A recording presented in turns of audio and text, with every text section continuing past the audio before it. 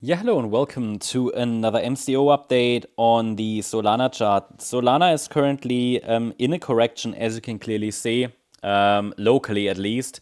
We have to see how far this extends out, this correction, but on the smaller time frame, I'm tracking it as an internal wave 4 correction. But this here is the daily time frame, and on the daily time frame, we can still see the market push higher. Okay, the market pushed briefly, not briefly, recently above the trend line, has reached resistance and naturally gets a bit of a rejection there now in the resistance area. And that's obviously not really a surprise, given that we are in a standard resistance area and have reached the first main fib level from the April low. And now we have to be ready at any point that this B wave or wave 2 could start, for which I will provide support on the smaller time frame. Now, that being said, I'm still of the view that one more high is at least a reasonable scenario to complete wave A or 1. Yeah, we need for a clear 5-wave move, I would prefer one more high. But please note that an A wave can be a 3-wave move as well. So that's why I actually added on the smaller time frame the support zone for wave B2 to watch. Okay, and then from there we could watch for higher prices in either wave C of a larger B wave. That's the white count. So A, B, C before a larger correction, or even 1, 2, 3, 4, 5. So there's going to be a period where these two scenarios are likely moving together. That's very important to understand. There's this period where they move, or this sequence where they move together, and at some point up here they should part ways. And the white count would give us a sell-off. The yellow scenario would give us continuation. So there's this high probability element that I'd like to see filled in, and then we'll have to stay even closer to the microstructures, pay very close attention, as there is going to be a risk that they part ways.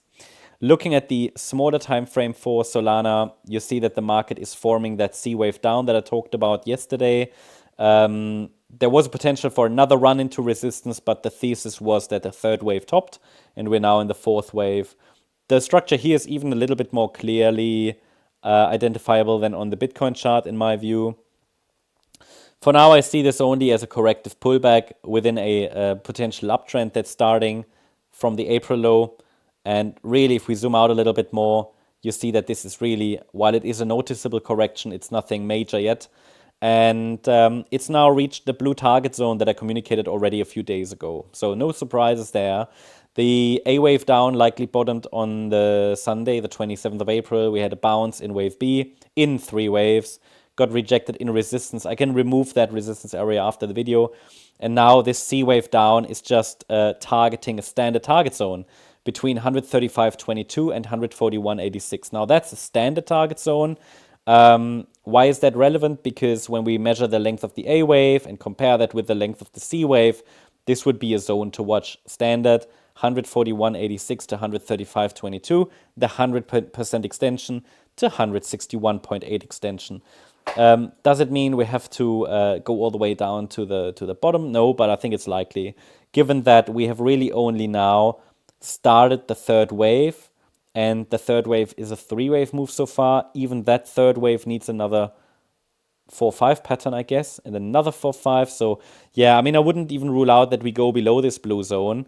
It's just a zone to watch, and as I said, I would not be surprised, because we still seem to be in the heart of a third wave, so in the midst of a third wave.